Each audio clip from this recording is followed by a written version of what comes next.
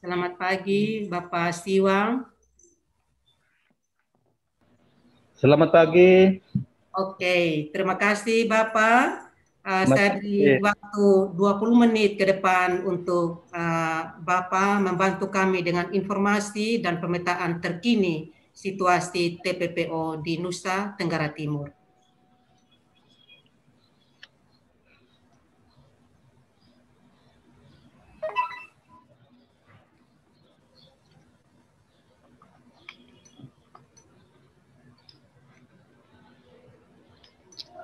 Ini betul. Nah, betul.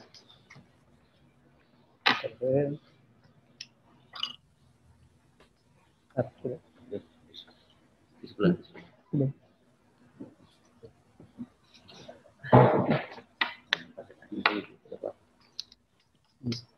Mulai dulu. Saya dulu persyaratan. Baik, terima kasih. Yang saya hormati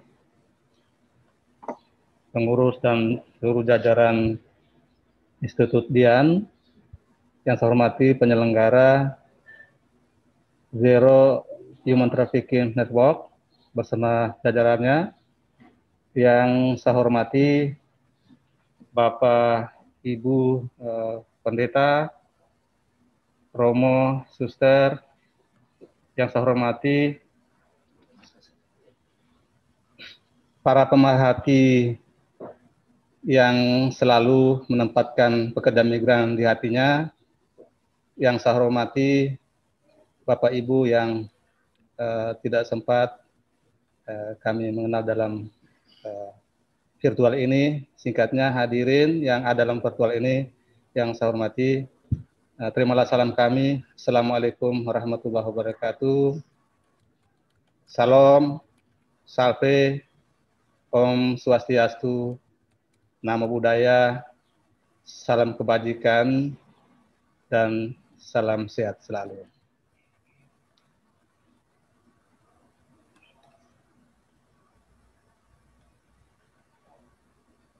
Pertama, marilah kita memanjatkan puji dan syukur kita kehadirat Tuhan Yang Maha Kuasa, oleh karena atas perkenannya, atas nikmatnya, atas kehendaknya, yang selalu menyertai kita, sehingga pada pagi hari ini kita pun dapat bertemu dalam tempat ini, dalam suasana virtual. Yang kedua, terima kasih kepada penyelenggara, dalam hal ini Institut Dian bersama Zero Human Trafficking Network atas kepercayaan untuk kami untuk menyampaikan informasi seputar perdagangan orang, khususnya mungkin di Nusa Tenggara Timur ini. Izin pertama, kami seperti yang disebutkan tadi oleh moderator, bahwa kami adalah Kepala UPT PP2MI Nusa Tenggara Timur, dan sesuai dengan jadwal kami diberikan kepercayaan untuk menyampaikan informasi di seputar trafficking dan seterusnya. Oleh karena itu, pertama kami menyampaikan bahwa kami BP2MI dan Nusa Tenggara Timur adalah unit pelaksana teknisnya, tentu saja bergerak atau berjalan sesuai dengan amanat dari Undang-Undang 18 tahun 2017 dan Perpres yang pembentukan badan ini, dan juga dalam pelaksanaannya fungsi-fungsi seperti ini, aturan-aturan pelaksana teknisnya, baik yang produknya Undang-Undang 18 maupun mungkin Undang-Undang 39 yang masih berlaku, sehingga kami tampilkan di sini ada beberapa fungsi atau tugas dan fungsi dari UPT BP2MI di Kupang ini. Baik Bapak Ibu, kita bicara soal migrasi, soal tenaga kerja, soal trafficking, itu memang tidak terlepas dari apa yang disebut dengan pola migrasi. Jadi apakah itu pekerja migran secara non prosedural, apa itu korban TPPO, semuanya itu bergerak dalam migrasi tenaga kerja. Tidak ada di bidang lain, ataupun bidang lain pun sangat kecil, tetapi yang terbesar adalah bidang tenaga kerja ini. Nah, kalau kita memulai dengan tenaga kerja atau migrasi tenaga kerja, maka kita akan melihat ada pola migrasi, di sana ada sistem antar kerja. Nah, kalau kita bicara sistem antar kerja, maka sesungguhnya kita bicara 3 antar kerja, yaitu pertama antar kerja lokal, yang kedua adalah antar kerja antar daerah, dan yang ketiga adalah antar kerja antar negara. Nah, tentu antar kerja antar lokal ini kami tidak bicarakan banyak karena mandatnya bukan pada lembaga kami, tetapi saya harus menyatakan bahwa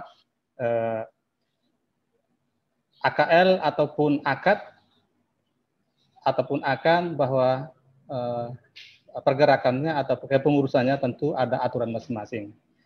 Kedua, antar kerja antar daerah itu pun menjadi wewenangnya dari bidang ketenagakerjaan, Dinas Menteri Ketenagakerjaan, baik itu kabupaten maupun provinsi. Dan yang ketiga kami ada dalamnya adalah antar kerja antar negara. Seperti saya katakan tadi bahwa masing-masing sistem antar kerja ini, masing-masing migrasi tenaga kerja ini mempunyai ketentuan masing-masing. Nah, ketika tenaga kerja akad di sini, tenaga akad itu diproses sesuai ketentuan, maka kita menyebutnya sebagai tenaga kerja akad, ataupun AKL antar kerja lokal kita sebutkan sebagai antar kerja atau pekerja lokal. Tentu ini pembahasannya lebih kepada tupoksinya dari dinas yang membidangi ketenagakerjaan, kabupaten, kota, dan provinsi dan seterusnya. Kami mungkin terfokus pada yang ketiga, yaitu antar kerja antar negara, akan di mana yang kita tahu bahwa prosesnya dengan skema yang ada, maka mereka itulah yang disebut dengan pekerja migran Indonesia. Jadi lebih kepada migrasi antar negara. Sehingga disebutkan pekerja migran Indonesia, dan dasarnya seperti yang sampaikan bahwa adalah Undang-Undang Nomor 18 Tahun 2017 tentang Perlindungan Pekerja Migran Indonesia, di mana di dalamnya pembentukan lembaga BP2MI yang merupakan perubahan dari undang-undang sebelumnya menjadi BP2MI. Nah, ketika proses-proses itu tidak sesuai dengan ketentuan akad antar kerja antar negara, maka kita akan menemui namanya pekerja migran bermasalah. Tapi saat ini oleh Bapak Kepala BP2MI bahwa kita tidak boleh menyebutnya dengan pekerja migran bermasalah. Yang bermasalah adalah prosesnya yang bermasalah. Sehingga di sini kami menyebutnya dengan pekerja migran terkendala, dan ini sudah kita mulai. Jadi kita tidak menyebut pekerja migran itu bermasalah, tetapi prosesnya.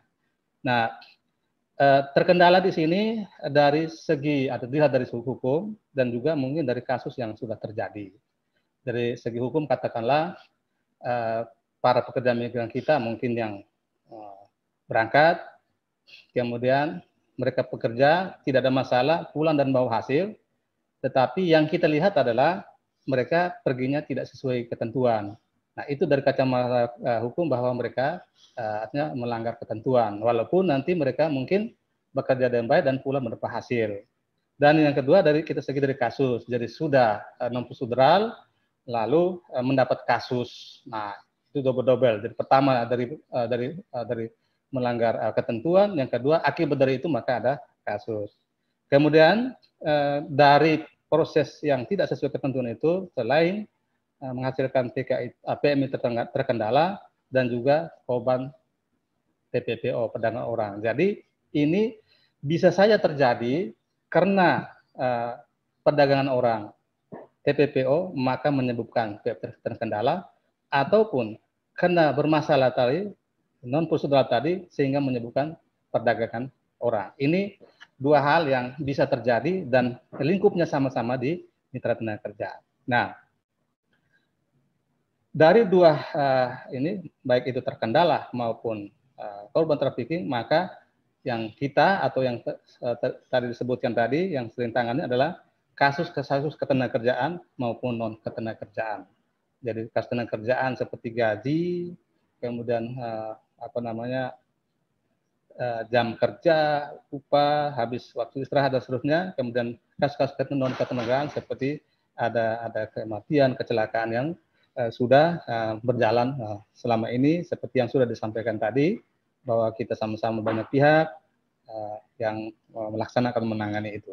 Nah, kita kembali kepada proses penempatan akan, di mana tadi kita sebutkan migrasi, pekerja migran Indonesia, maka di sana ada prosedur penempatan yang secara resmi. Nah, di sini kami sedikit membuat di sini, yaitu skema penempatan yang berlaku. Jadi yang pertama adalah pemerintah dan pemerintah, government to government, itu adalah skema penempatan disiapkan sesuai dengan undang-undang yang berlaku. Jadi pemerintah dan pemerintah, government dan pemerintah. Jadi yang berlaku, yang berjalan sekarang ini adalah Jepang dengan Korea. Untuk Korea masa pandemi ini masih tertutup. Jepang masih tetap berjalan. Untuk penempatan tahun 2022 itu prosesnya sampai dengan 30 Juni ini untuk penempatan 2022. Nah, itu adalah pemerintah dan pemerintah, di mana sistem hubungan kerjanya adalah calon pekerja migrannya dengan pemerintah Indonesia, dalam hal ini diwakili oleh BPDMI, kemudian dengan perwakilan yang ditunjuk oleh negara penempatan, katakanlah Jepang dengan Jikvas, dan seterusnya. Kemudian yang kedua adalah skema government to private. Jadi ini adalah perusahaan dengan pemerintah Indonesia dengan perusahaan, peluangnya sama, sistem hubungannya sama. Yang ketiga adalah perusahaan dan perusahaan. Ya, ini yang yang banyak di Nusa Tenggara Timur ini, perusahaan dan perusahaan, walaupun sekarang ini sudah banyak yang tutup, sudah tidak beroperasi dan seterusnya. Kemudian yang keempat adalah penempatan untuk kepentingan perusahaan sendiri. Jadi ada semacam BUMN kita, perusahaan nasional kita yang bekerja atau punya tender di luar negeri, proyek luar negeri, lalu tenaga kerja yang di bawah itu adalah masuk dalam tenaga kerja Indonesia, masuk dalam pekerja migran Indonesia. Kemudian yang satu lagi adalah penempatan dengan perseorangan atau mandiri. Nah, mandiri di sini artinya tidak boleh di rumah tangga, tetapi mereka itu harus berbadan hukum. Nah, ini jangan sampai banyak yang salah pengertian bahwa di mandiri jadi boleh berjalan sendiri, tetapi sebenarnya yang dipersyaratkan adalah harus berbadan hukum, dan ini lebih kepada setengah kilo ke atas. Nah, kemudian kita juga dilengkapi dengan skema khusus, dalam hal ini Jepang ini mungkin G2G dia juga ada, dan juga ada skema khusus juga ada di sini adalah SSW, jadi Specific Skill Worker SW ke Jepang, di mana ada 14 jenis jabatan termasuk kesehatan, tetapi saat ini yang sedang diproses atau ditutup 13 lainnya, sementara untuk kesehatannya tetap berjalan. Nah, ini sebenarnya lebih kepada skema mandiri, tetapi tetap difasilitasi oleh pemerintah. Yang kedua, Taiwan, ini sengaja kita sampaikan juga ada SP2T, industri, manakala ini informasi ketika sudah keadaan sudah normal, bisa saja orang mengambil kembali ini, yang penting kita sebarkan informasi terlebih dahulu.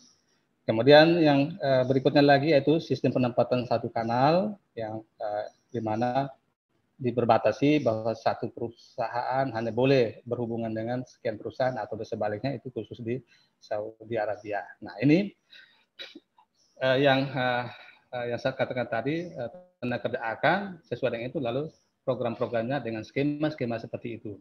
Tentu saja mereka ini harus lengkap dengan lembaga-lembaga pendukung penempatan seperti jaminan sosial, seperti lembaga BLKLN, seperti Sarkes dan seterusnya ini sebagai lembaga-lembaga pendukung penempatan. Sementara itu persyaratan itu ini adalah yang utama, persyaratan persamatan itu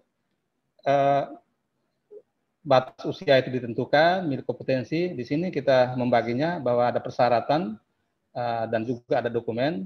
Di persyaratan yang terakhir memiliki dokumen lengkap yang dipersyaratkan. Di sini artinya bahwa ketika seperti katakanlah untuk kesehatan pasti ada punya persyaratan dan dokumen lebih. Maka di sini disebutkan bahwa memiliki dokumen yang lengkap dan persyaratkan. Nah, ini yang saya maksudkan. Sedangkan dokumen-dokumen di sini sudah tertulis jelas, tinggal kita dapat membacanya kembali saja. Saya sambung kembali soal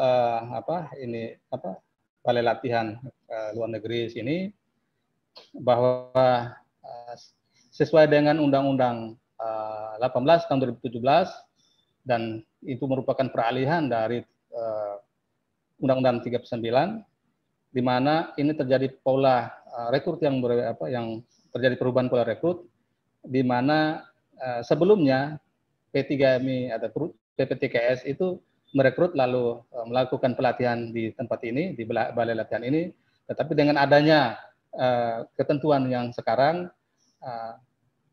balai latihan kerja itu yang menyiapkan, lalu perusahaan itulah yang merekrut di LTSA atau dinas yang membidangi atas output dari balai latihan kerja. Tetapi saat ini sepertinya sampai tahun lalu sepertinya belum ada langsung mengambil di LTSA ataupun langsung dari dinas tenaga kerja dan seterusnya. Tetapi sampai dengan 2020 bulan Maret lalu masih perusahaan masih merekrut dan masih membuat pelatihan tersendiri. Nah, ini kita akan lihat data-datanya.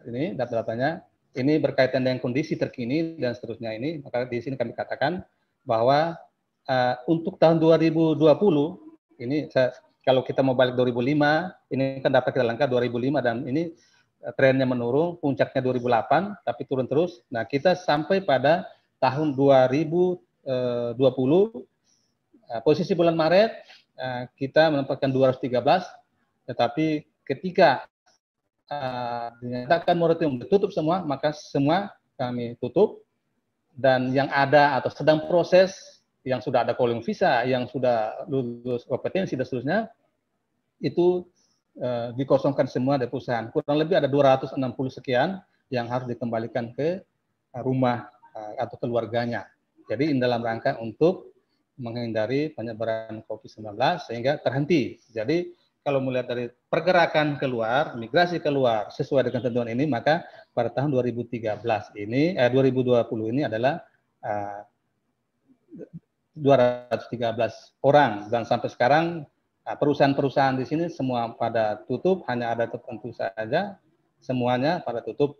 Nah, sekedar untuk kita kembali ke belakang bahwa tren 2005 itu naik 7.000, habis itu 8.000, 9.000, 10.946 orang itu pada tahun 2008, lalu turun kembali. Ini terjadi ketika moratorium Malaysia di sektor informal tahun 2009 sehingga langsung turun. Ini menggambarkan bahwa pekerja migran asal Nusa Tenggara Timur ini mayoritas memilih untuk bekerja di Malaysia. Sehingga ini angka turun dan ini merupakan negara Malaysia tetap, tapi mereka itu bekerja di perkebunan dan seterusnya. Ini angka akan turun terus sampai 2020 ini, di mana kita tahu bahwa pandemi melanda dunia dan ini berpengaruh dengan kita juga di Nusa Tenggara Timur ini. Kita lanjut, ini sebenarnya lama, ini kondisi migrasi lama, ini yang sebelumnya sudah ada bahwa faktor utama dari migrasi adalah sebenarnya prosedural. Di sini kami menyampaikan bahwa mungkin informasi dan juga lebih kepada kualitas SDM-nya yang masih rendah sehingga gampang begitu percaya orang. Kemudian modus-modus operasi cambel juga masih tetap berjalan sehingga ini merupakan masalah utama masyarakat kasih, sehingga dampaknya akan terjadi pada kasus ketenagakerjaan maupun non ketenagakerjaan. Nah, terkait dengan untuk keadaan terkini keadaan migran Indonesia, ini dapat kami sampaikan data-data. Tentu saja kita akan melihat di tahun 2020, 2015 kami tampilkan juga sebagai gambaran sebelumnya, dan juga pada tahun 2002 kita mulai tahun 2020. Jadi mungkin yang dimaksudkan adalah kondisi terkini adalah kondisi yang kami maksud adalah kondisi masa COVID. Nah, kita tahu bahwa tadi pergerakan keluar itu secara resmi ada 213 untuk penempatan, tetapi yang pulang tahun 2020 atau kasus yang 2020 itu 474. Ini bukan berarti bahwa ketika orang ini berangkat tahun 2020 lalu masa pandemi lalu bermasalah. Ini menurut data kami orang yang berangkat malah undang-undang ini belum ada. Jadi data kami itu ada yang berangkat dan meninggal itu tahun 1998. Habis itu mulai 2000, habis itu dan seterusnya, dan catatan kita 2019 itu cuma beberapa orang. Selain selebihnya itu adalah di atasnya, bahkan sampai saya bilang tadi 1998. Undang-undang ini pun belum ada, orang sudah jalan lalu terjadi kasus katakanlah meninggal. Tahun ini kami sedetail kami mencatat mereka sudah berada di negara penempatan beberapa tahun, dan itu catatan kami ada semua, sehingga kami dapat melihat bahwa ternyata bahwa masa pandemi ini pergerakan keluarnya seperti apa, tetapi kasus yang terjadi baru terjadi saat ini. Sekarang ini juga tahun 2021 ini per 4 Juni sebenarnya ini 161, tapi per kemarin itu 190 kasus, termasuknya 71-nya orang meninggal. Kemarin kami mendapat laporan ada 2, satu Lembata dan Sukabelu, dan kami sudah teruskan memfasilitasi itu, menyampaikan di pihak perwakilan Republik Indonesia, dan satunya kami menunggu keluarga datang hari ini untuk kita cari-cari datanya. Nah, untuk tahun 2021 yang disebutkan 4 Juni, karena teman yang kemarin atau pegawai kita yang kemarin menjemput 4 orang yang dipulangkan, akademik 4 orang dipulangkan dari Nunukan, salah satunya adalah positif, sehingga teman-teman ini juga harus terpaksa divaksin, di swab, lalu mereka juga harus istirahat, sehingga ini data-data laki perempuan seterusnya saya tidak mendapatkan. Tapi untuk 4 Juninya seperti ini. Dan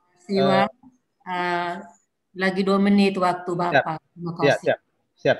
Jadi singkat cerita bahwa beberapa hari ke depan ini juga ada pemulangan seperti besok juga langsung ada, dan ada beberapa lagi yang sedang ada di Jakarta dan seterusnya. Baik, karena waktu dan seterusnya kami akan menyampaikan dulu terakhir, ini merupakan upaya yang sudah kami lakukan, tentu sosialisasi dalam berbagai bentuk ya juga sudah kami lakukan. Pada tahun 2020 karena masalah pandemi, jadi kami mulai dengan di Facebook, Instagram, dan sedikit di YouTube, tapi tahun ini kami akan tingkatkan lagi. Jadi tahun-tahun sebelumnya dengan berbagai model dan seterusnya. Tahun lalu sosialisasi langsung juga sangat terbatas, sehingga kami mulai dengan media dan seterusnya. Kemudian kami juga memperkenalkan, kami sudah berkunjung ke beberapa perguruan tinggi, memperkenalkan skema G2G termasuk Jepang ini, dan skema khusus ke Jepang, karena ini masih terbuka, dan Taiwan. Tentu saja kami berharap bahwa di masa pandemi ini, walaupun Jepang itu terbuka dan Taiwan itu masih tutup dan seterusnya, tapi kami tetap memperkenalkan. Manakala sudah dibuka dan seterusnya, itu bisa mereka bisa mempersiapkan diri. Untuk G2G seperti kata-kata di Jepang itu tetap berjalan, skema khusus juga untuk satu jabatan saja. Kemudian kami juga melakukan pencegahan. Jadi kami bergabung dengan Satgas Provinsi kita di bandara, ya. Dan juga ada orang-orang yang dipulangkan sekian yang saya sebutkan tadi. Ada kita identifikasi dan kita temukan, itu kami bawa ke Polda untuk melaporkan. Belum lama ini, awal bulan ini kita gagalkan juga tim kami di Sumba dengan Naker dengan kepolisian, menggagalkan ada 3 orang setelah ditampung beberapa hari di UPT kami di sana, di pos kami di sana, koordinasi dengan pihak kepolisian, kami bawa ke Sumba Barat Daya dan kami laporkan. Kami sebagai pelapor, jadi kami melaporkan kasus itu karena kami melihat ada ada pelanggaran, sudah ada korban dan sehingga kami melaporkan itu. Jadi mungkin itu karena waktu kita terbatas, jadi kurang lebihnya saya mohon maaf bahwa apa yang disampaikan juga sangat tergesa-gesa. Tadi saya mau ke sini juga ada masalah dengan masalah dengan kendaraan, sehingga syukur bahwa saya juga memulai tepat juga hadir. Saya kira demikian. Mohon maaf apabila ada kekurangan dalam penyampaian ini. Saya berkeyakinan bahwa kami tidak sendiri menghadapi masalah ini, karena dengan adanya kehadiran Bapak Edu adalah merupakan kekuatan kami dan kekuatan kita bersama. Saya kira demikian, terima kasih. Assalamualaikum warahmatullahi wabarakatuh. Salam, salve, Om Swastiastu, Namo Buddhaya, salam kebajikan dan salam sehat. Selamat pagi untuk kita semua. Terima kasih. Terima kasih Bapak Siwa yang telah memberikan kepada kita informasi sekaligus situasi terkini dari migrasi dari NTT dan juga TPPO. Dengan informasi ini akan menolong kita nanti masuk pada diskusi kelompok, memperkaya kita dengan informasi, sekaligus kita dapat menarik hal-hal yang penting untuk dikerjakan di tiap-tiap lembaga oleh pemimpin agama dan kepercayaan di NTT. Bapak Siwa, terima kasih banyak yang telah mewakili BP2MI hari ini di Semiloka yang penting ini. Kita akan segera masuk pada narasumber yang kedua, Bung El Citli, dipersilakan 20 menit dari jam 9.13 saat ini untuk kami mendapatkan informasi situasi migrasi dan TPPO di NTT sebagai lembaga yang sangat peduli dengan isu-isu human trafficking di NTT. Halo Bung Elcit. Selamat pagi Maina, selamat pagi Bapak Ibu sekalian semua. Terima kasih untuk kesempatannya berbicara. Sebenarnya saya berharap kawan-kawan yang muda-muda yang bicara, bukan kami lagi. Tapi ini kita yang dikasih kesempatan, jadi baiklah saya bicara sedikit. Video sudah muncul, Maina.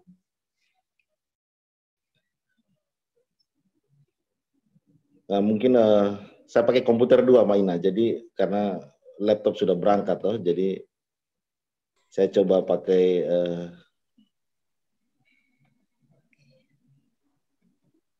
oke.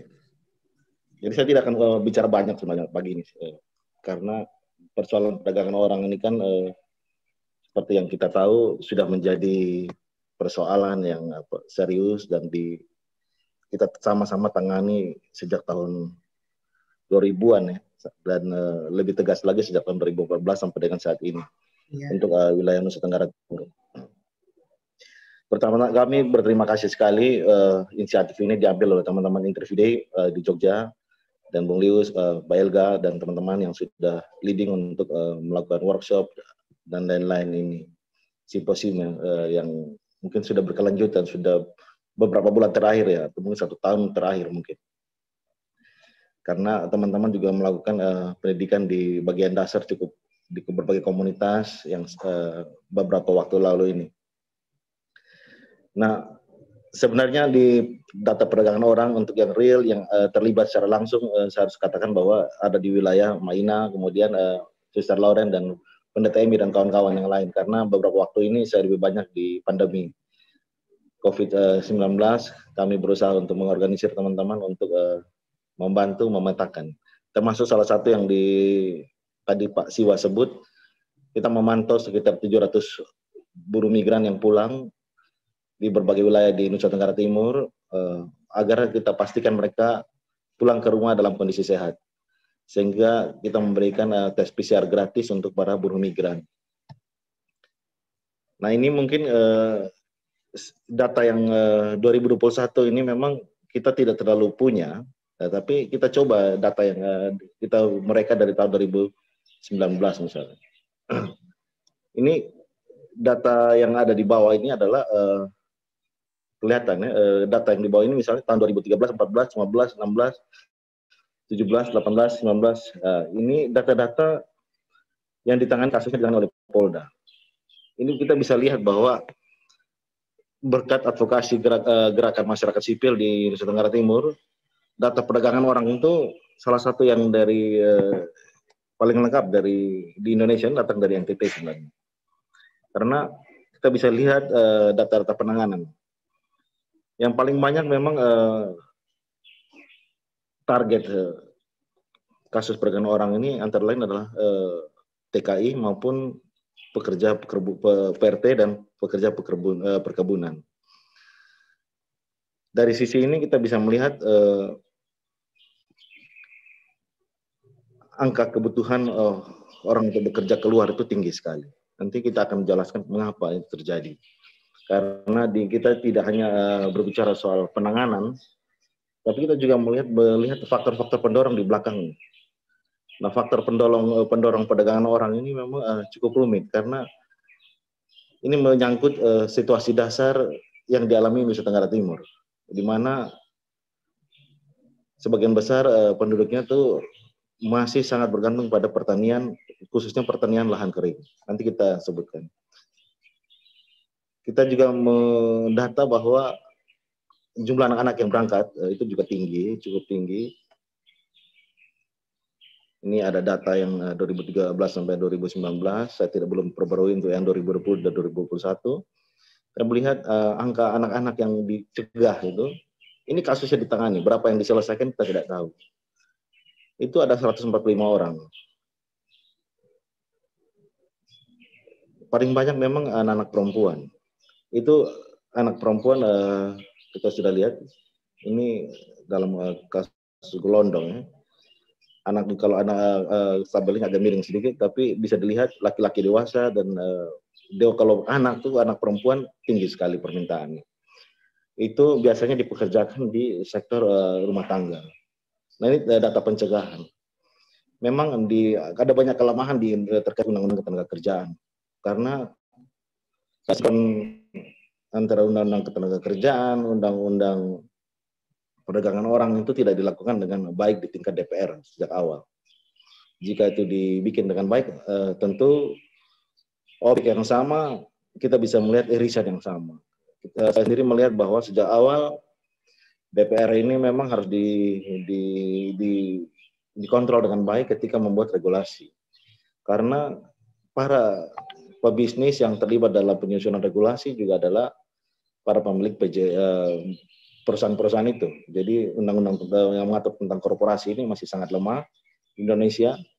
Bahkan dalam temuan kami di berbagai di dalam wawancara ketika berdialog di forum-forum resmi di Jakarta misalnya, para pejabat akan menyebutkan bahwa ya sudah Pak, kita omong antara kita aja di belakang bahwa memang ada yang terlibat di situ dalam penyusunan undang-undang, sehingga undang-undang yang dibikin, peraturan yang dibikin itu memang dalam tanda petik melempem, dibuat untuk tidak bergigi dan korporasi bisa lolos dengan mudah. Itu sudah kita tanyakan. Jadi inisiatif lokal berhadapan dengan regulasi yang dimanipulasi, inisiatif lokal yang dilakukan oleh teman-teman itu menjadi sangat penting. Karena kontrol-kontrol yang dibikin dari bandara, yang penjemputan jenazah dilakukan oleh Pendeta Emi, Maina, dan Sister Lauren yang dilakukan setiap waktu, hampir setiap hari, itu adalah penting untuk menjadi penanda di tengah publik bahwa ada sesuatu yang keliru. Memang orang tiap hari meninggal, entah karena sakit COVID dan lain-lain. Tetapi ketika orang yang bekerja berniat untuk hidup pergi, dan dia pulang dia malah tidak hidup, ini orang yang niat bekerja ya, bukan orang yang pergi dalam kondisi sehat.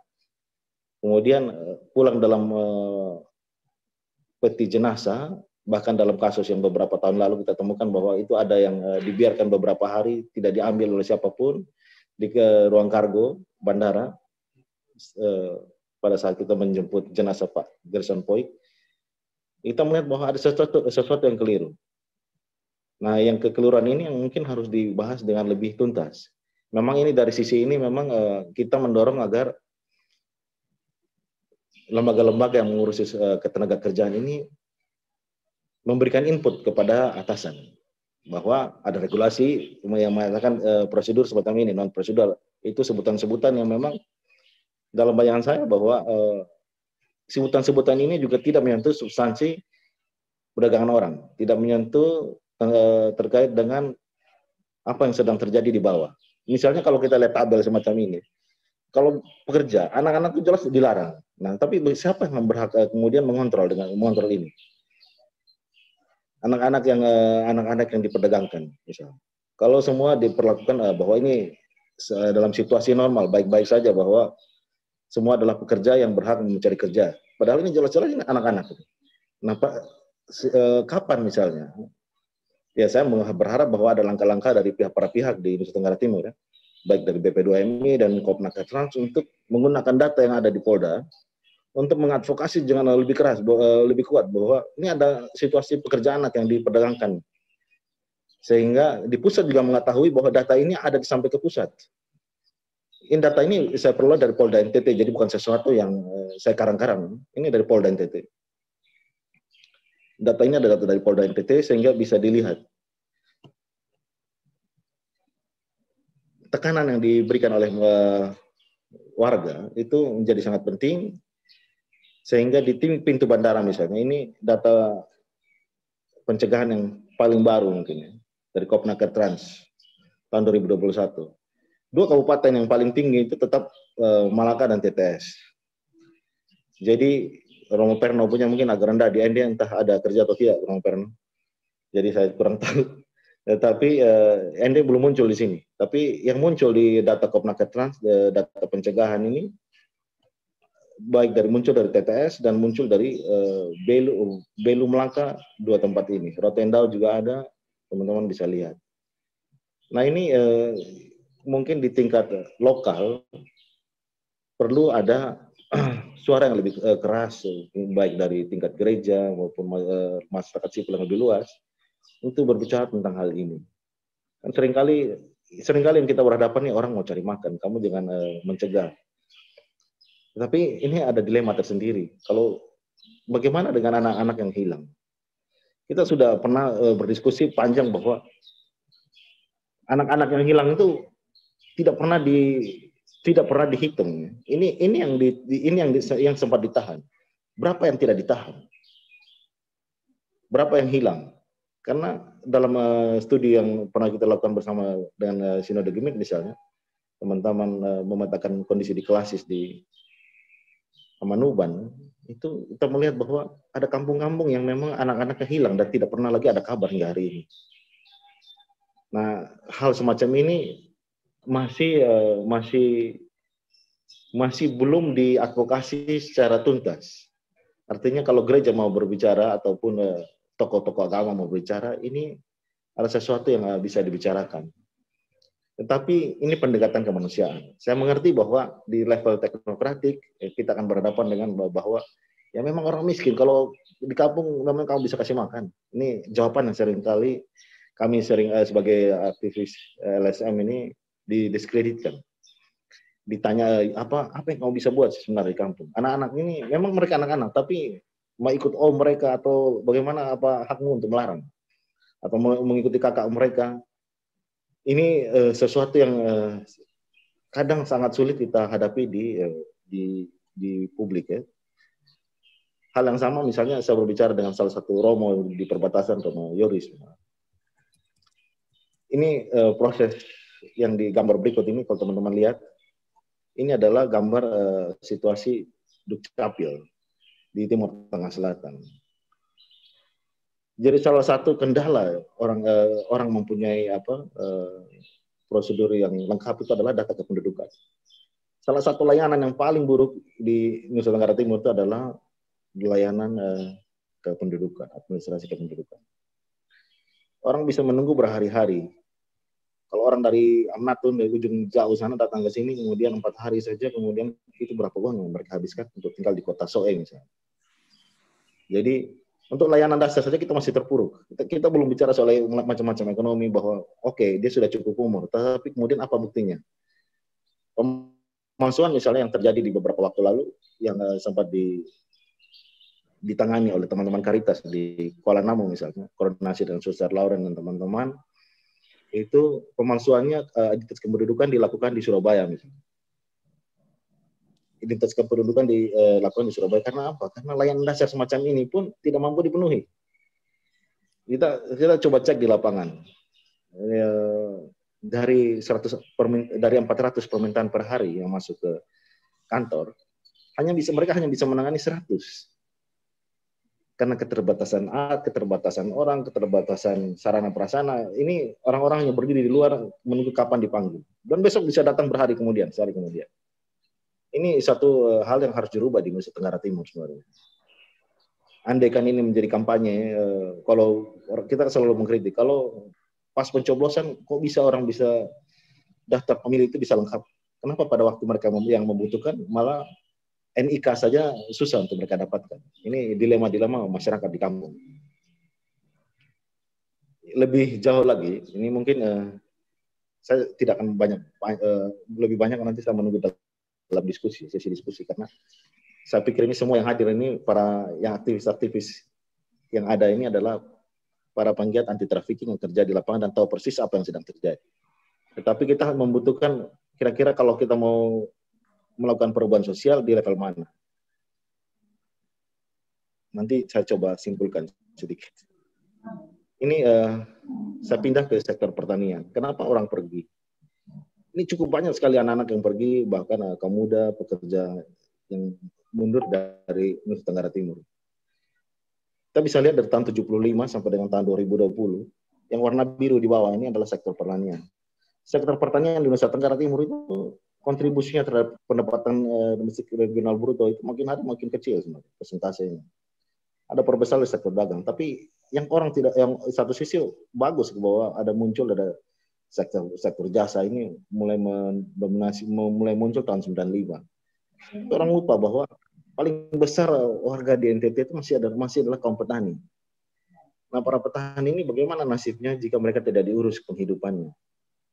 Bagaimana mau mengurus kalau air saja tidak ada misalnya? Jadi orang mengatakan, ya nanti kita lihat di data-data statistik, kita lihat berapa banyak penganggur atau penganggur terselubung karena sebut petani di NTT paling misalnya daerah Pulau Timor dan Sumba dan juga di Flores bagian timur termasuk Lembata dan lain-lain pulau-pulau di sekitarnya itu kita cuma menanam dalam tempo 4 bulan. Untuk produksi 8 bulan yang lain itu bagaimana orang menghasilkan uang? Kita perlu berpikir serius di situ. Jadi selain kita berpikir soal pencegahan dan kemudian menunjuk bahwa ini ada satu persoalan serius di tingkat kemanusiaan, perdagangan orang, ada satu pendorong yang dari kampung-kampung adalah terpuruknya sektor pertanian, lebih khusus lagi pertanian lahan kering. Nah, pertanian lahan kering ini memang agak bias ya. Dari awal memang di program pertanian di NTT ini baik yang diturunkan oleh pemerintah pusat maupun oleh pemerintah setempat, provinsi dan kabupaten, seringkali biasnya masih bias pertanian lahan basah. Nah, akibatnya apa? Misalnya di sini cukup banyak bendungan Jokowi yang sedang dibangun. Orang harusnya bisa menilai. Kita bisa melihat bahwa berapa banyak sih lahan sawah baru yang bisa dibikin. Kenapa sih orang harus membuat sawah? Karena ini pola makan yang berubah total sejak mengikuti pola pertanian, pola konsumsi makan di Pulau Jawa misalnya. Orang harus makan beras. Makan utamanya adalah beras, makanan pokok. Ini mengubah banyak hal dan kemudian bagi saya melihat bahwa salah satu keterpurukan para petani di kampung-kampung adalah dulu mereka sendiri mampu untuk berswasembada, makan jagung, makan macam-macam, tapi sekarang ada kebutuhan untuk makan beras. Ada kebutuhan untuk bikin tidak makan pokoknya adalah beras, ini tidak benar.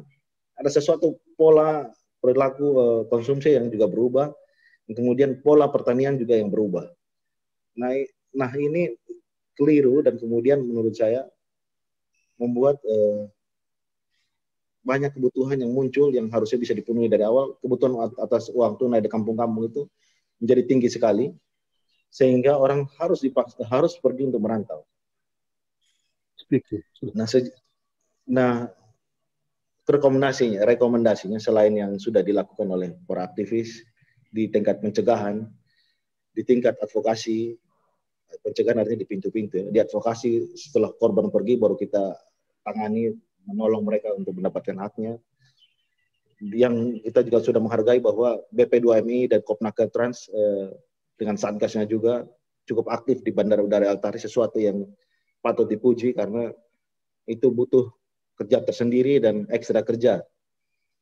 Ya, kami berharap dari BP2MI tidak lelah-lelahnya untuk terlibat, karena seringkali yang dikeluhkan oleh teman-teman adalah untuk pembuatan BAP saja itu bisa memakan waktu berjam-jam. Nah, kemudian dengan jumlah staf yang cukup terbatas, itu kira-kira ini yang di tingkat penanganan, ya, tingkat penanganan korban di tingkat di dalam sistem peradilan kita. Berapa banyak waktu yang harus kita sediakan untuk menangani korban? Bahkan pihak kepolisian mengatakan bahwa dana untuk mengusut pergerakan orang ini juga amat sangat minim. Berapa juta rupiah idealnya? Berapa banyak kasus yang harus kita bisa buka per tahun? Ini juga sesuatu yang perlu dilihat, karena bukan polisi tidak mau mengusut, kadang-kadang polisi juga tidak punya uang lagi untuk melakukan penyidikan. Akibatnya di tingkat meskipun angka-angka ini cukup banyak, di tingkat kelengkapan berkas itu nanti akan sedikit. Karena untuk sampai ke menjangkau misalnya di Amfoang, Amnatun, itu butuh logistik yang lain untuk pergi ke polisi untuk menyidik.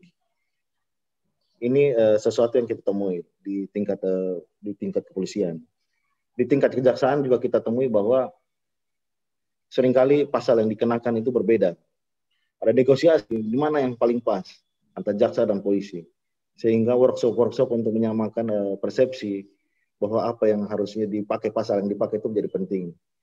Karena ego masing-masing bagian ini juga kita lihat ada, dan kesulitan yang mereka alami juga ada. Tetapi dibandingkan dengan tahun 2014, kita bisa katakan bahwa ada peningkatan, ada pembelajaran yang dilakukan oleh jaksa maupun polisi maupun juga BPMI yang dari BPTGI sebelumnya dan Kopnaker Trans. Itu kita patut memberi pujian tersendiri.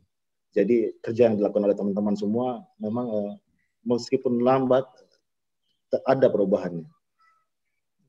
Kemudian kasus-kasus yang paling baru di saat ini misalnya yang sedang ditangani di Kuala Namu dan di NTT ini, melihat bahwa usaha untuk memutus rantai ini tidak mudah.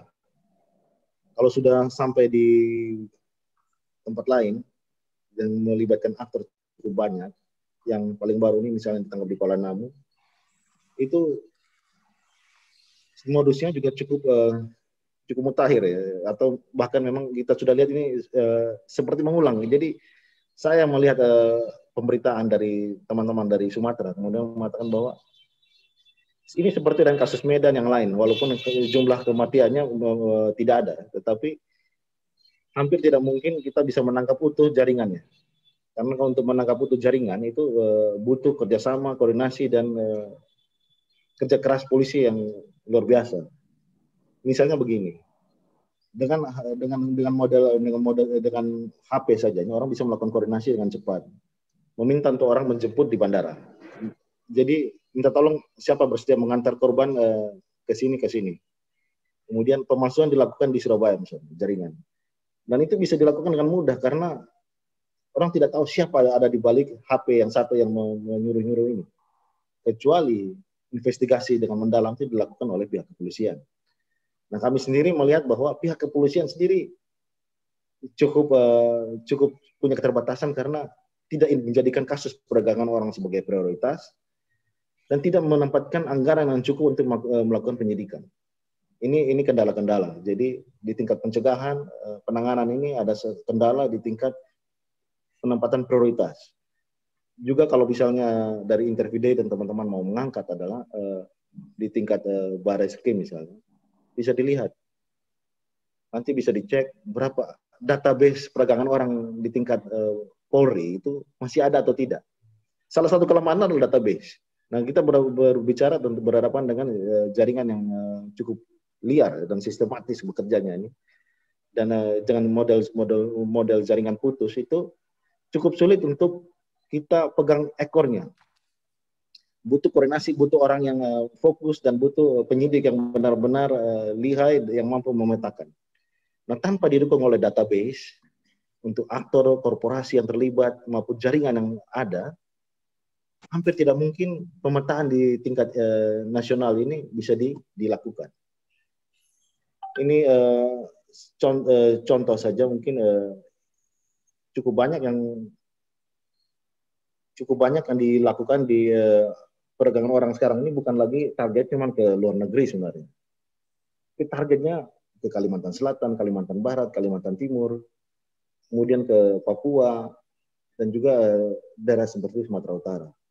Nah, kita bisa mengontrol, advokasi kita lebih cenderung untuk memotret kondisi di Malaysia ataupun kondisi buruh-buruh Malaysia. Tapi bagaimana dengan nasib perdagangan orang di dalam Indonesia sendiri?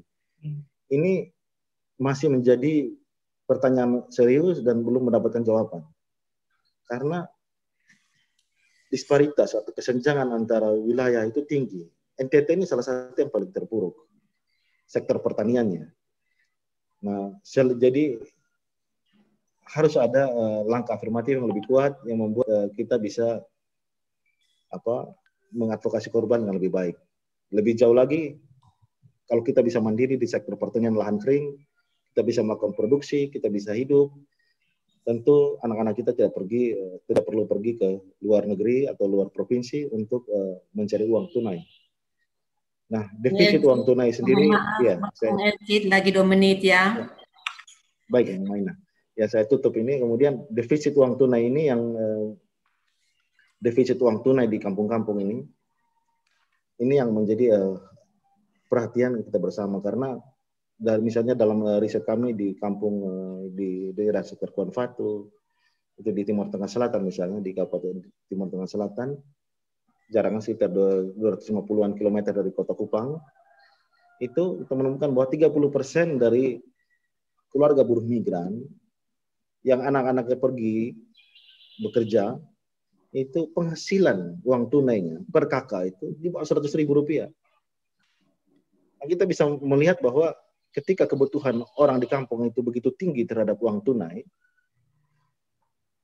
dan ketika ada iming-iming anak-anak, bapak ibu, apakah mau anaknya digaji setara pegawai negeri sipil 2 jutaan rupiah per bulan, dengan tanpa pikiran orang akan bilang, oke, silakan bawa, kemudian silakan pergi bekerja. Hal-hal buruk yang terjadi pada mereka dianggap sebagai resiko, karena tinggal di kampung juga susah, kemudian berangkat juga mungkin mesti ada kemungkinan untuk hidup, walaupun mati juga menjadi kenyataan hari-hari ini. Ya, terima kasih untuk interview day dan teman-teman semua. Saya cuma menggarisbawahi hal itu. Jadi selain melakukan pencegahan, dengan sekeras-kerasnya kita harus menaikkan angka produksi pertanian lahan kering dengan cara apapun.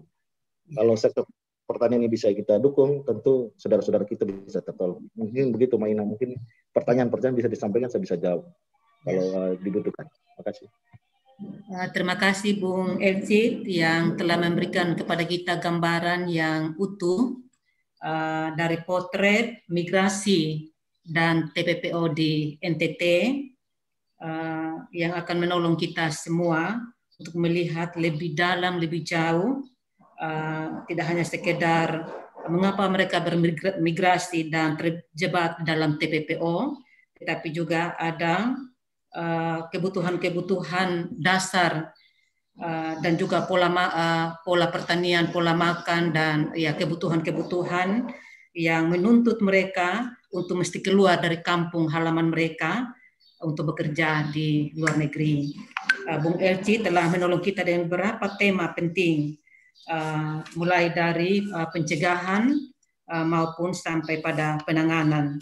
Dan salah satu unsur misalnya ditolong dengan perubahan sosial dari lahan pertanian kering itu ke pola pertanian sawah yang membutuhkan air yang cukup tinggi dan cukup banyak di NTT, dan juga pola makan yang berubah, kebutuhan uang yang tidak sama antara kota dan desa, itu juga menjadi pemicu migrasi, dan mereka terjebak dalam TPPO.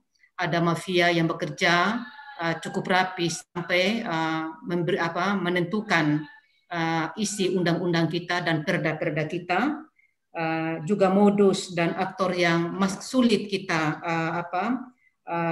kita tahu dan kita atasi, dan ini membutuhkan kerja koordinasi, dan sekaligus juga kita kehilangan anak-anak di desa-desa sebagai masa depan dari NTT, dan memang itu sudah fakta bahwa banyak orang muda dan anak-anak tidak ada lagi di desa-desa kita, tinggal yang tua-tua, dan ini keprihatinan yang luar biasa.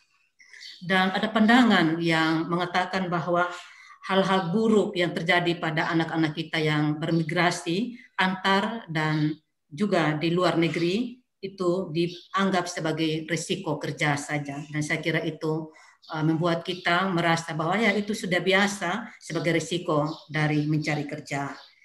Bapak Mama semua, pemetaan dari kedua narasumber ini akan membantu kita untuk masuk dalam diskusi nanti. Sebelum itu saya beri waktu kepada Bapak Ibu peserta untuk memberi respon, mungkin juga ada pertanyaan kepada dua narasumber ini. Silakan bisa dengan angkat tangan, raise hand, dan juga bisa di chat room kita. Dipersilakan.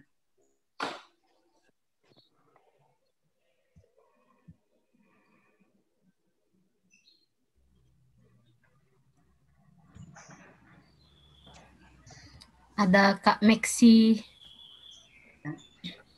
Silakan Kak Meksi Niut dari Flores. Flores juga banyak juga ya yang kami terima korban jenazah dari Flores. Silakan Pak. Ya, selamat pagi Pendeta Ina dan Bapak-Bapak narasumber, Bapak Ibu peserta Similoka sekalian. Ada beberapa hal yang ingin saya sampaikan dalam bentuk pertanyaan, mungkin sedikit juga sharing kepada Bapak Siwa dari UPT BP2MI dan mungkin juga kepada Bapak Elsit. Ada 3 hal untuk Bapak Siwa.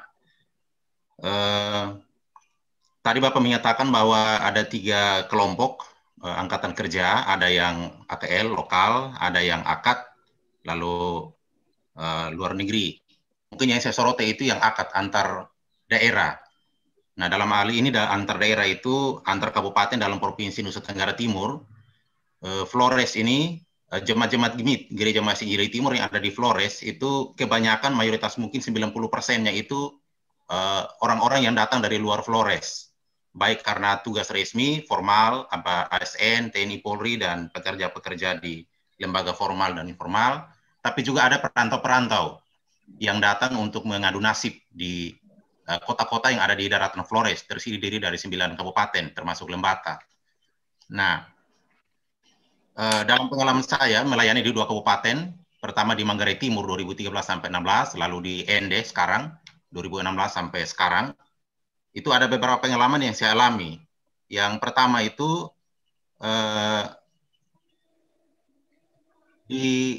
pernah di Manggarai Timur, di satu kota kecamatan, Welengga namanya, itu ada pekerja dari Pulau Sabu. Pekerja ini menganut kepercayaan Jinitio. Kebetulan di Welengga itu banyak orang Sabu yang bekerja untuk menyadap nira dan masak moke. Itu berdekatan dengan Emere. Jadi pekerjaan utama mereka mayoritas di sana adalah menyuling moke atau sejenis minuman keras lokal. Nah, antara bulan musim panas dari bulan April Mei sampai dengan bulan Oktober November, banyak juga saudara-saudara dari Sabu termasuk yang beraliran Jinitio yang datang untuk bekerja di situ. Satu ketika ada seorang pekerja yang mengalami kecelakaan, musibah. Dia terjatuh dari pohon lontar dan akhirnya meninggal. Lalu karena dia Jinitio, tetapi dia ada di dalam komunitas orang Sabu yang kebetulan mayoritas anggota Gemit, mereka meminta untuk melayani pemakamannya. Nah, karena aturan dari pastoral Gemit itu memungkinkan jika diminta akan bisa ada pelayanan, maka kami layani. Tetapi dalam cerita-cerita itu ada yang ingin untuk sebenarnya memulangkan jenazahnya ke Sabu, ke keluarganya. Tetapi tidak ada akses. Karena dia datang juga itu pakai perahu nelayan, bukan pakai angkutan umum.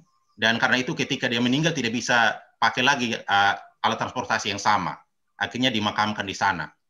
Lalu kemudian ada pengalaman juga di Ende, itu juga satu pemuda dari TTS, dari Timur Tengah Selatan, yang ketika datang itu ditawari untuk bekerja di salah satu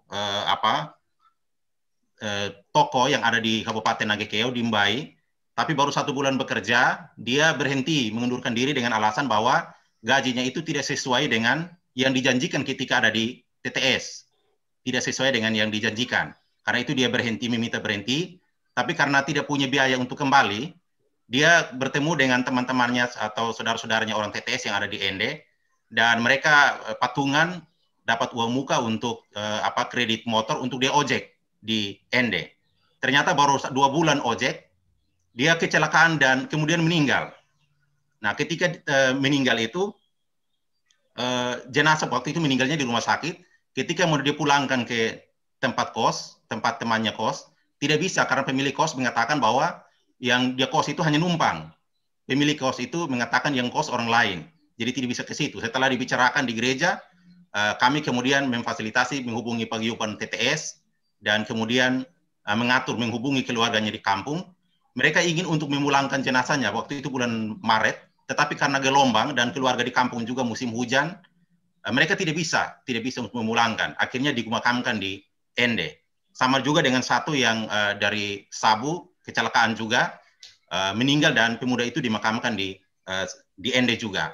Nah, yang saya mau tanyakan kepada Bapak dari UPT BP2MI, apakah mungkin ada cara untuk misalnya kasus-kasus seperti ini ketika ada pekerja migran yang bukan sebenarnya di luar negeri atau antar provinsi, melainkan secara lokal dalam kabupaten-kabupaten di NTT, mungkin ada akses untuk mengatur misalnya pemulangan jenazah dari mereka-mereka yang seperti ini.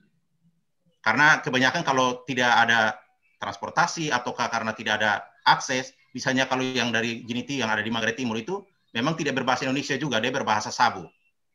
Bahasa ibunya sendiri, dia tidak berbahasa selain Sabu.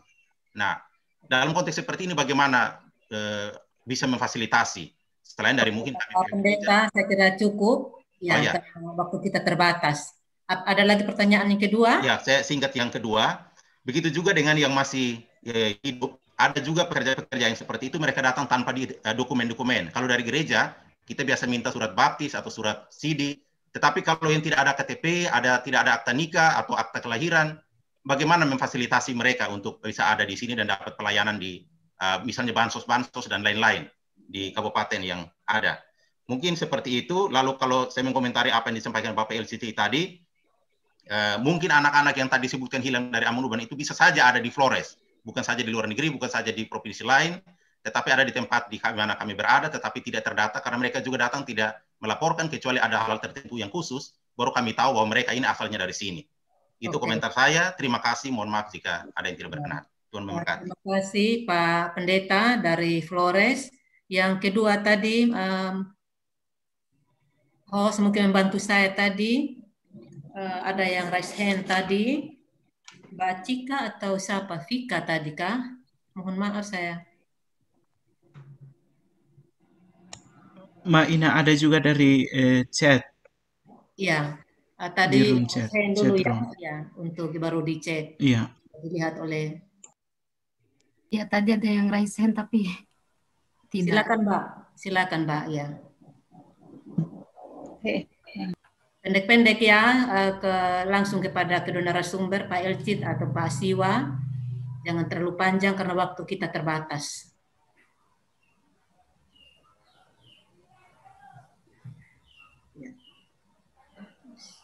Saya kira cukup dulu. Silakan Pak Siwa dan Bung Elcid. Baik, terima kasih. Ada di chat room itu. Baik, terima kasih Bapak Pendeta terkait beberapa pertanyaan yang sudah disampaikan. Tadi dalam pemaparan saya menyampaikan bahwa ada 3 sistem antar kerja, yaitu AKL antar lokal, antar kerja antar daerah, dan antar kerja antar negara.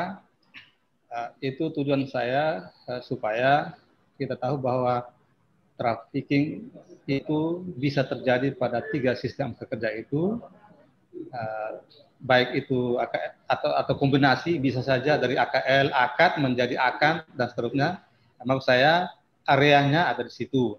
Nah, tadi juga saya sebutkan bahwa di situ di materi bahwa AKL, akad antar kerja daerah itu adalah wewenangnya lembaga tersendiri, yaitu dalam hal ini ketenagakerjaan dinas kabupaten kota dan provinsi ataupun pusat. Nah, itu sebenarnya ranah atau dia punya tugasnya di sana. Sehingga tadi saya batasi bahwa semua antar kerja, apa AKL, akad, dan akan, itu semua punya aturan.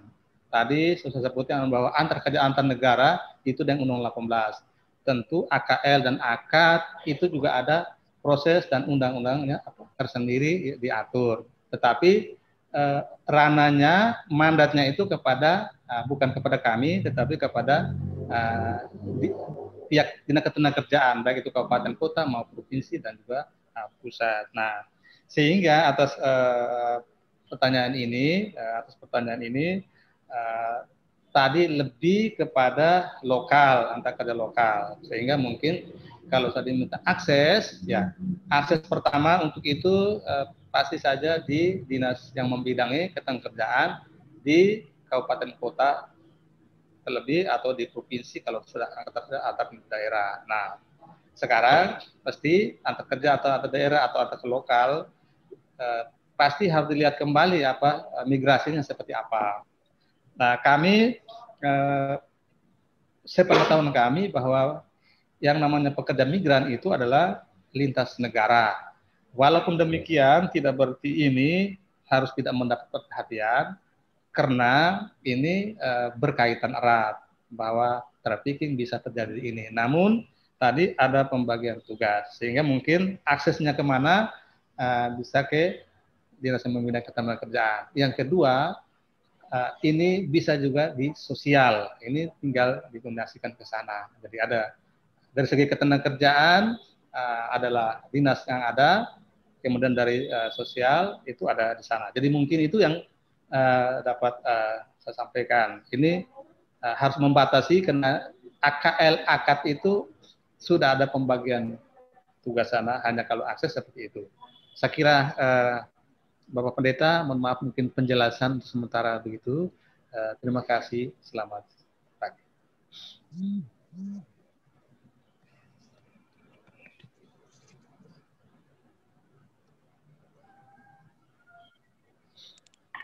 Halo. Bagaimana mainnya kita lanjut kok? Ya, tunggu Bapak Siwa dulu Bapak. Untuk peran pemerintah untuk masalah TPPO di TTS dan Malaka, mungkin ada informasi sedikit Bapak Siwa? Saya mungkin tidak terlalu dengar tadi mengenai TPPO di Malaka dan ya, langkah konkret yang dilakukan oleh pemerintah terhadap tingginya migrasi dan TPPO di Malaka dan TTS. Kalau langkah konkretnya itu kita perlu penyadaran dari akar rumput, tentu dengan sistem. Saya pikir kehadiran kita hari ini, kehadiran kita ini dengan lembaga yang ada ini, kita harus kolaborasi ya, dan merasa bahwa itu satu kebutuhan. Jadi mulai dari akar rumput kita mulainya dengan informasi yang benar. Kemudian mungkin kalau ada informasi-informasi seperti adanya perdagangan, itu kita membuat semacam jaringan yang kita saling informasi, sehingga mungkin kita teruskan kepada pihak berwajib, ataukah memang kami dengan tim gugus tugas yang ada ini kita bisa dapat mencegah. Tetapi lebih kepada penyadarannya itu, lebih kepada penyadaran kepada keluarga. Nah, pelajaran ini mungkin ya yang dekat dengan mungkin warga, dekat dengan umat ini, kita percaya sekali dengan lembaga-lembaga keagamaan. Jadi yang penting sistemnya yang dibuat seperti apa, dan terkoneksi, misalnya seperti dari bawah, misalnya angka rumput berita ini disampaikan, lalu seandainya ada pelanggaran atau apa, itu menyampaikan secara berjenjang. Katakanlah kita mendeteksi bahwa adanya perekrutan, itu bisa dilaporkan, tapi mungkin kita siapkan satu jaringan sehingga ini mungkin sampai di pihak keberwenangan dan seterusnya. Nah, sementara mungkin yang lebih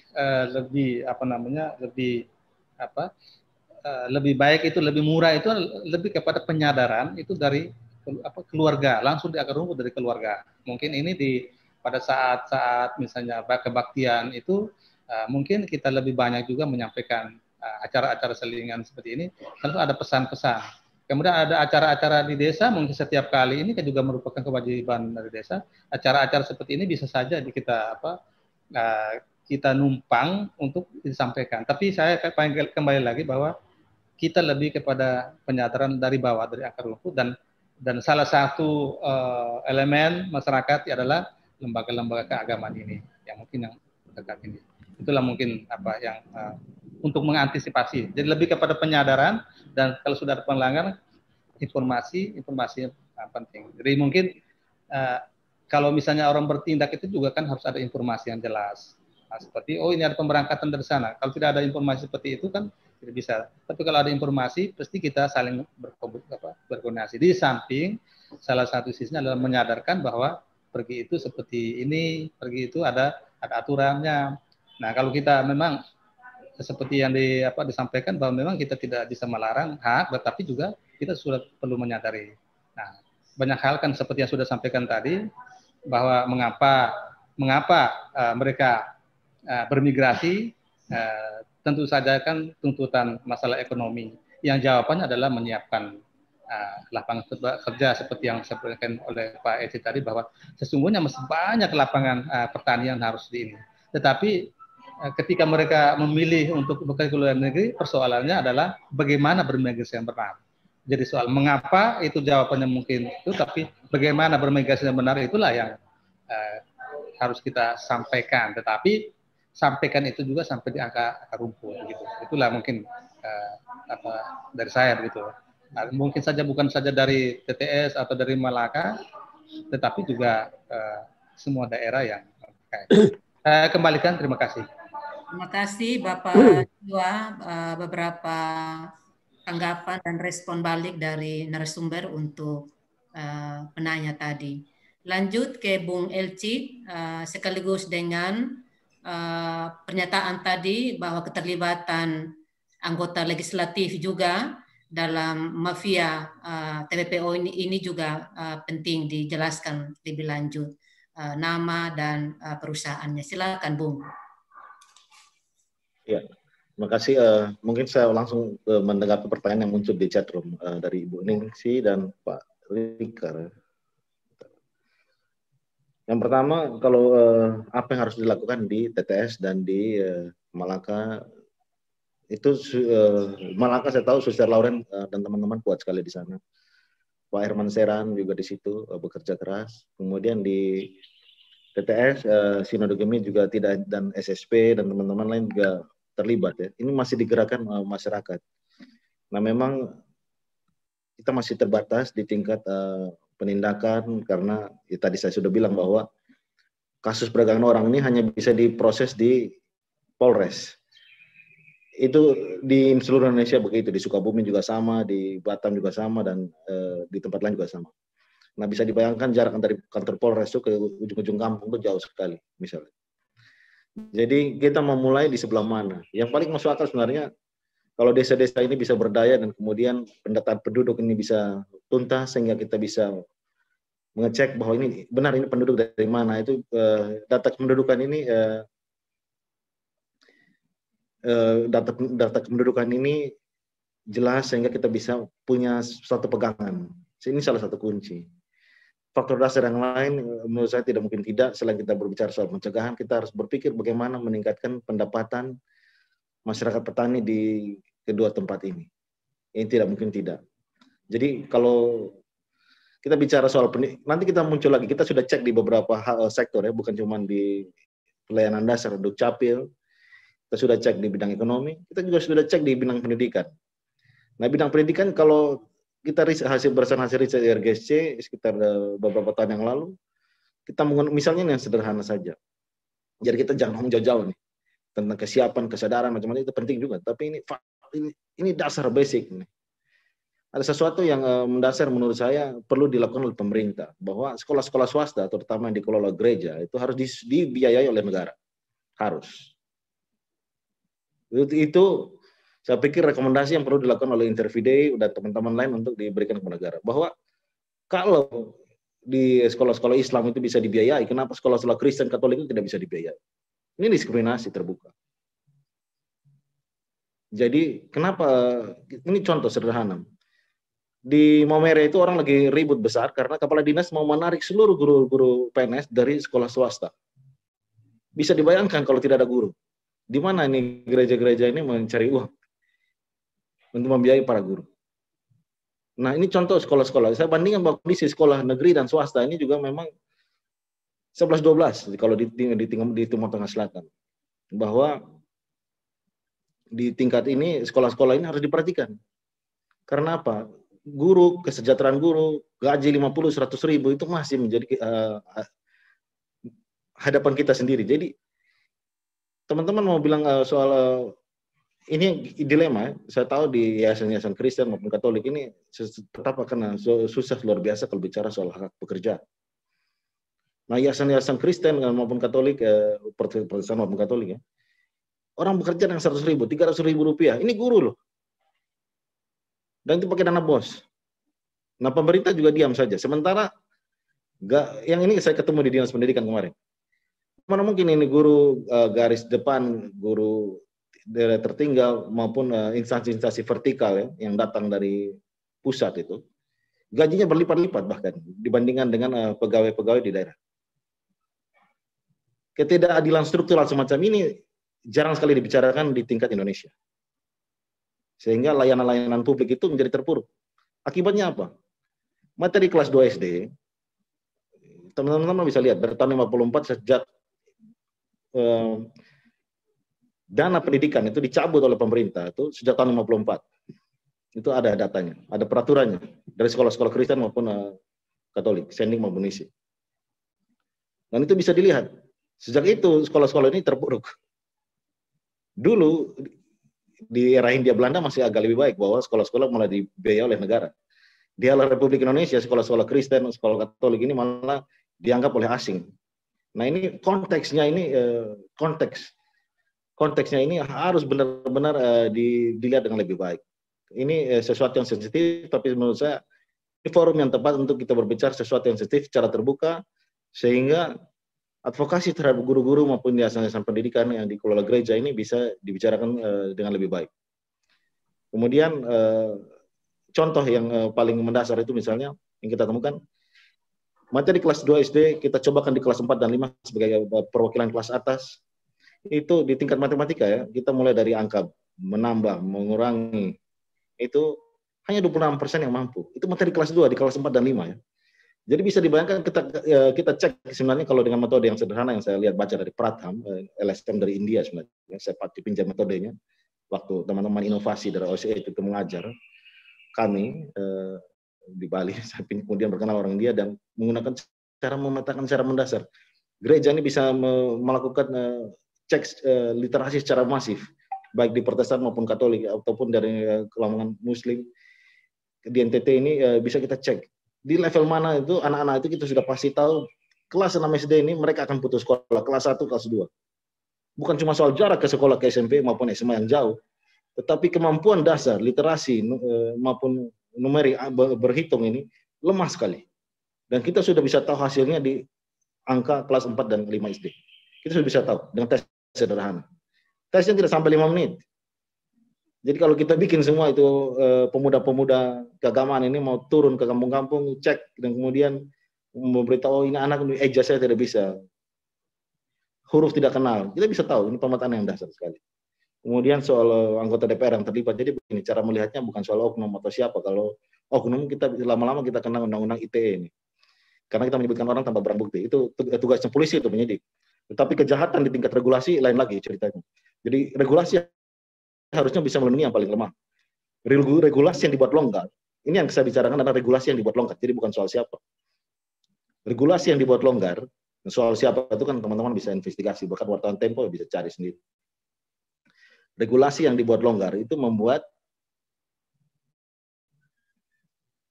korporasi itu tidak punya kewajiban untuk melindungi buruh migran. Buruh migran cuma yang dilihat hanya yang luar negeri. Sementara kita sudah bilang bahwa disparitas antara wilayah di Indonesia, AKAD, itu tinggi sekali.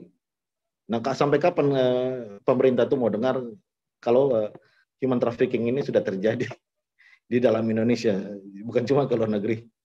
Konteks ketenaga kerjaan itu sudah berbeda. Bahwa kalau Uni Eropa itu kan kalau dibandingkan peta Indonesia kan luas sekali. Teman-teman lihat sepak bola itu negara kecil-kecil tapi ada di satu Uni Eropa. Indonesia ini satu jazirah besar. Nah, kita harus berpikir dengan lebih sistematis sehingga bisa melindungi kita punya rakyat yang paling lemah. Dan ukuran untuk melindungi bahwa para pejabat itu tidak bermain adalah satu, pertama mereka tidak melakukan pembiaran. Yang kedua, para pejabat juga tidak membuat regulasi yang tidak masuk akal.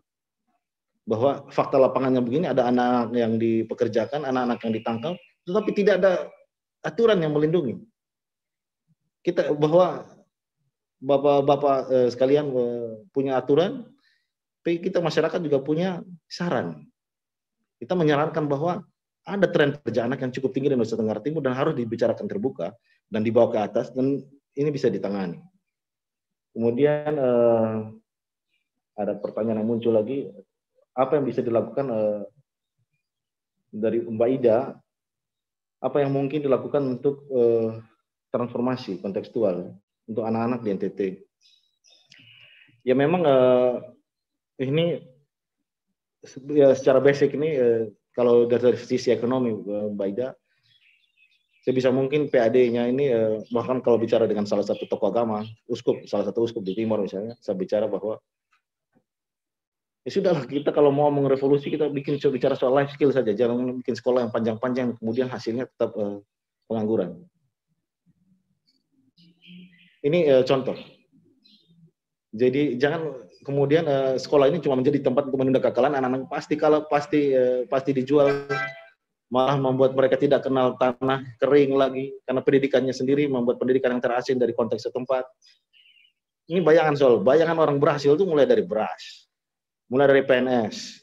Sementara orang-orang yang sebelumnya, yang generasi sebelumnya jauh lebih menyatu dengan alam, lebih kuat dan lebih belajar dari alam daripada belajar materi-materi yang kadang-kadang menurut saya jauh daripada kenyataan yang terjadi sehari-hari.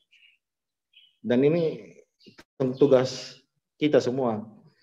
Nah, kebanyakan orang di NTT selalu menganggap bahwa persoalan-persoalan konten, isi, regulasi, bahkan kurikulum itu adalah urusan pemerintah pusat. Jadi kedaulatan itu tidak dimaknai bahwa kita sendiri adalah berhak untuk menentukan arah pendidikan, materi pendidikan, maupun materi keselamatan. Hal-hal semacam ini masih kurang sekali. Nah, kalau mau bikin transformasi memang di tingkat community organizer harus ada. Bahwa kita mampu membuat terobosan, mampu membuat berdaulat, mampu untuk membuat materi yang masuk akal, mampu mengevaluasi apa yang sudah terjadi dalam beberapa puluh tahun terakhir sehingga kita bisa menentukan model pendidikan semacam ini cocok atau tidak. Bagaimana menempatkan sistem pendidikan yang dikelola oleh swasta terhadap dengan negara, bagaimana diselesaikan. Hal-hal semacam ini, andai kan ini menjadi persoalan politik mungkin lain lagi. Tetapi ini jarang dibahas sebagai sesuatu yang harus dibahas secara terbuka dan menjadi isu publik. Mungkin begitu Mbak Ida. Saya mungkin kalau yang lain-lain anak-anak ya yang dasar-dasar sajalah. Kadang-kadang saya masih temu di sekolah-sekolah itu walaupun sudah jauh ke kampung-kampung. Jangankan guru, kadang-kadang bangku saja tidak ada di sekolah. Iya. Kadang-kadang ini sesuatu yang miris tapi terjadi di pedalaman.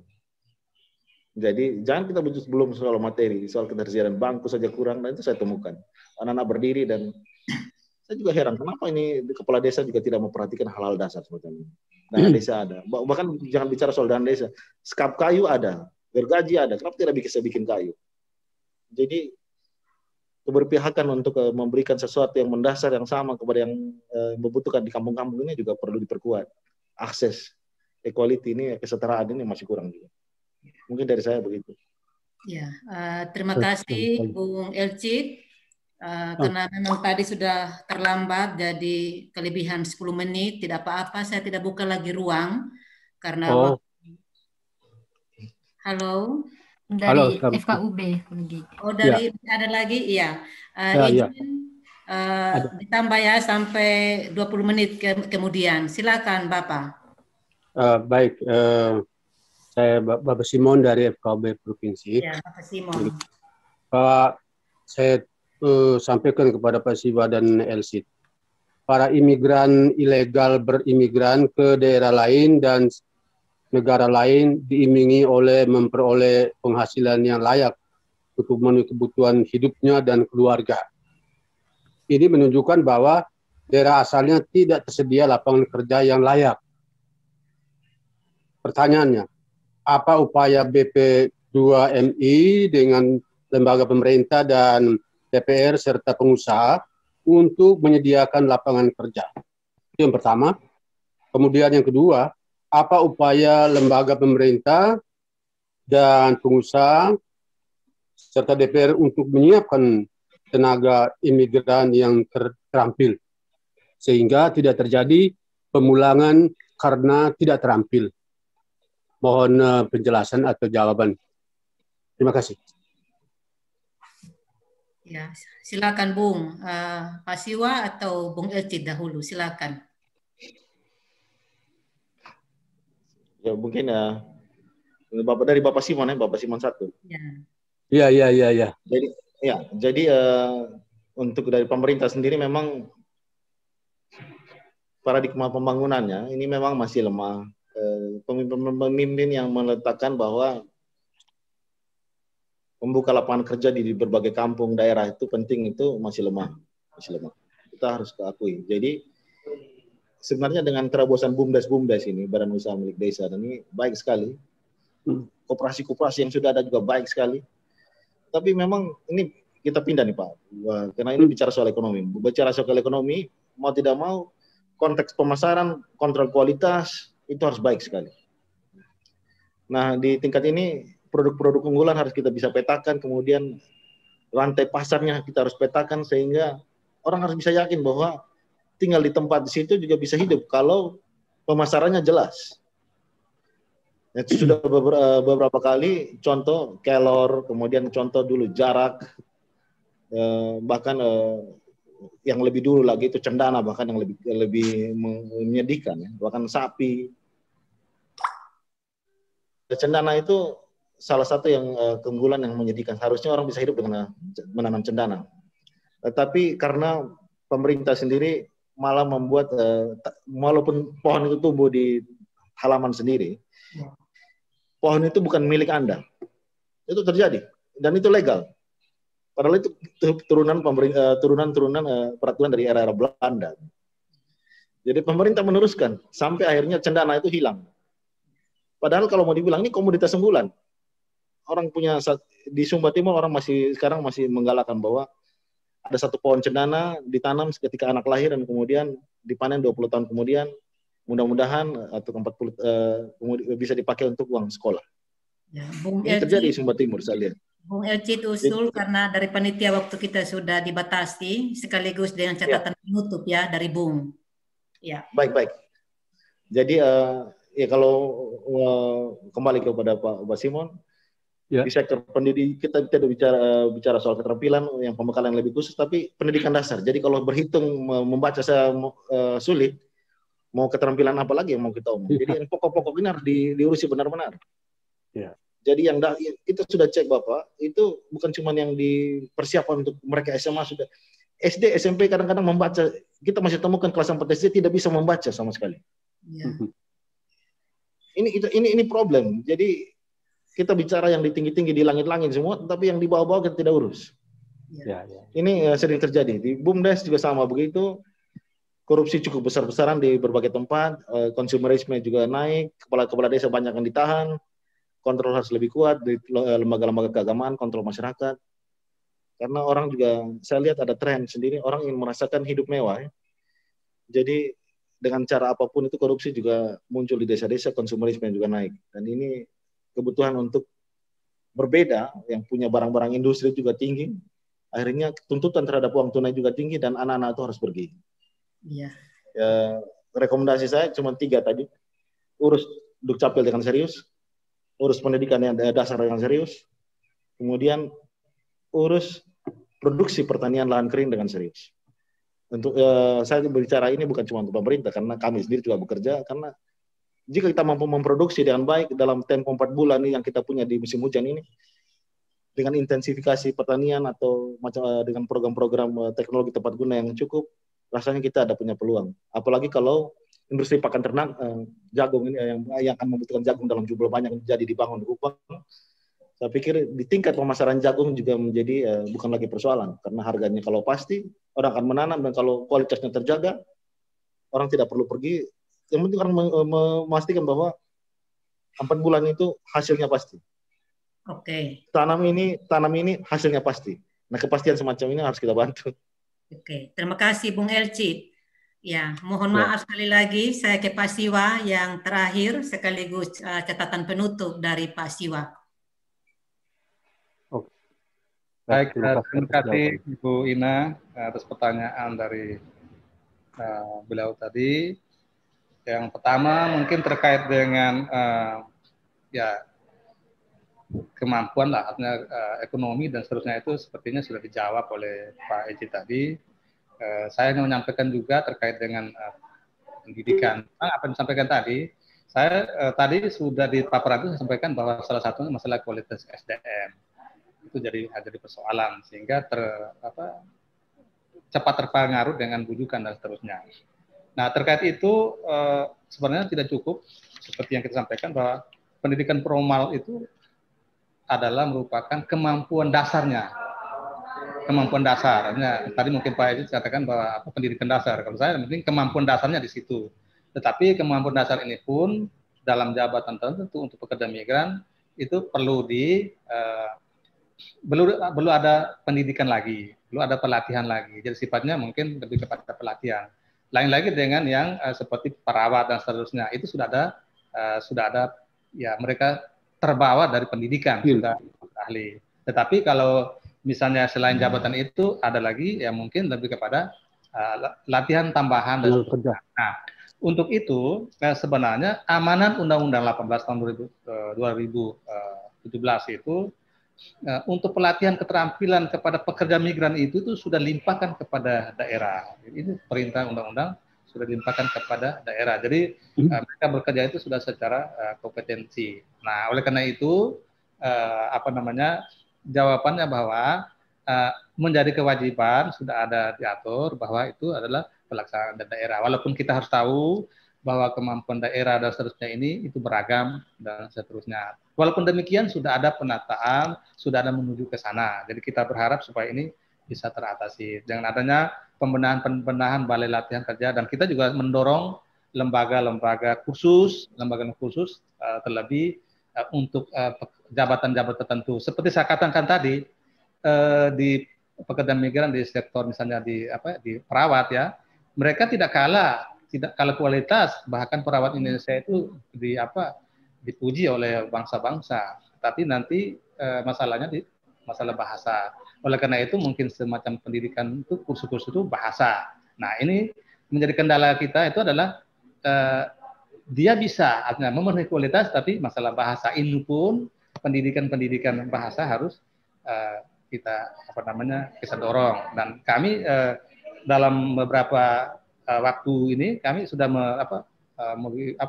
jalan untuk melihat peluang-peluang kursus itu, kira-kira kita mendorong kira-kira bisa bahasa asing, terlebih bahasa Jepang dan bahasa Inggris. Nah, sebagai catatan penutup saya bahwa pertama tadi untuk mengelimir perdagangan orang ini, ya seperti saya katakan tadi bahwa kita mulai dengan bergurukan informasi dari mulai akar rumput, sosialisasi mulai akar rumput, artinya secara berkesinambungan di akar rumput. Kemudian informasi juga bahwa ada pergerakan itu sampai di perlu disampaikan jaringan yang ada, seperti kami pun dengan Satgas terusnya itu bisa diatasi. Selanjutnya, ya kita juga dalam hal yang sama mendorong mengurangi sektor informal ini ke sektor formal, supaya tidak terjadi lagi di rumah tangga, yang manakala kita menyebutnya rumah tangga, pikiran kita adalah pekerja migran rumah Malaysia dan berasal dari kampung. Tetapi sesungguhnya ini adalah pekerjaan-pekerjaan yang masih banyak. Sedapat mungkin kalau memang kita juga berharap kalau memang rumah tangga tidak perlu digunakan, tidak perlu, hanya sekarang bagaimana dengan hak dan seterusnya. Tetapi kita lebih kepada bagaimana mendorongkan sektor formal sehingga kita juga terhormat. Jadi itu mungkin saja catatan dari kami. Informasi lebih penting, kerjasama dan lembaga keagamaan itu menjadi kebutuhan, dan salah satunya adalah lembaga-lembaga agama yang langsung berbasis dengan umat, sehingga kita ini dapat berkolaborasi. Saya pikir demikian Ibu Ina, selaku moderator. Kurang dan lebihnya sekali lagi saya mohon maafkan. Terima kasih. Terima kasih kedua narasumber yang telah membantu kami peserta di Miloka bagi para pemimpin agama dan kepercayaan di Nusa Tenggara Timur untuk isu human trafficking. Dengan demikian Bapak Ibu sekalian, izinkan saya di akhir sesi pertama ini, mohon maaf karena terlambat 22 menit, saya akan menyampaikan catatan penting dari sesi pertama ini dari kedua narasumber.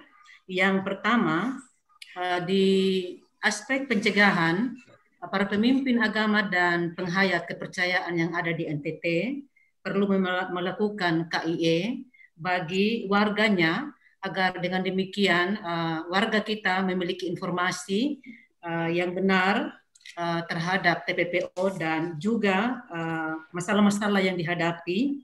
Dan yang kedua, KIE itu juga menyangkut dengan dengan pola-pola migrasi kerja yang tadi ada 3 lingkup, daerah, antar daerah, dan luar negeri, perlu kita informasikan kepada warga kita. Yang kedua, perhatian kita terhadap pendidikan yang masih rendah, baik formal maupun non-formal di NTT, yang menjadi pemicu tenaga-tenaga kerja kita tidak memenuhi standar bekerja dengan keterampilan yang memadai di daerah lain ataupun di negara lain. Kita tahu sejak tahun 64 seperti Bung Elci tadi, dana pendidikan dari pemerintah dicabut untuk menyokong pendidikan swasta di NTT, di mana sebelum kemerdekaan sekolah-sekolah itulah yang menjadi ujung tombak pendidikan untuk menolong masyarakat di daerah-daerah yang terpencil, dan sekarang mereka mati suri saat ini.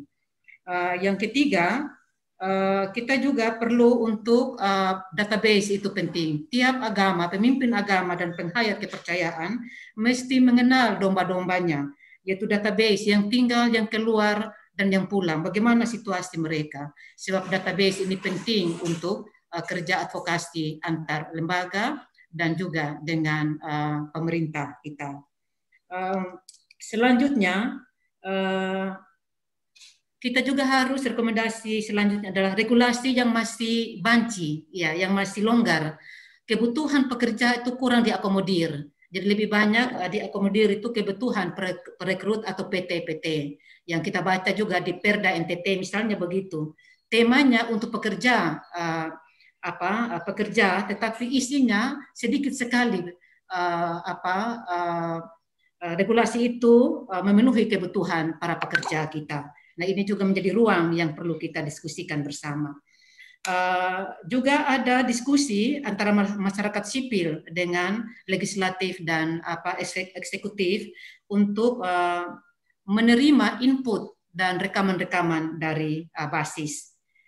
Sekaligus Bapak Mama semua, rekomendasi yang terakhir tadi adalah pelatihan keterampilan itu penting untuk NTT, terutama dari BP2MI tadi. Ini yang sangat penting supaya anak-anak kita tidak jatuh ke TPPO. Saya kira dokumen juga, Dukcapil itu penting untuk kita perhatikan bersama, karena banyak dokumen-dokumen, pemalsuan dokumen itu juga menjadi ciri dari TPPO yang terjadi. Kerja jaringan itu penting. Saya kira itu beberapa catatan yang saya bisa rangkum, mulai dari pencegahan sampai pendampingan pada pelaporan ketika ada kasus yang terjadi, kita bisa melaporkan itu ke level kita masing-masing, baik di kabupaten, kota, provinsi, dan juga nasional. Terima kasih Bapak Ibu sekalian, sampai di sini saya Ina Barapa mengundurkan diri dan menyerahkan waktu sepenuhnya kepada panitia. Sebagai moderator ada yang salah, mohon dimaafkan. Salam sehat. Salam sehat. Salam sehat, Mama Salam Ina. sehat.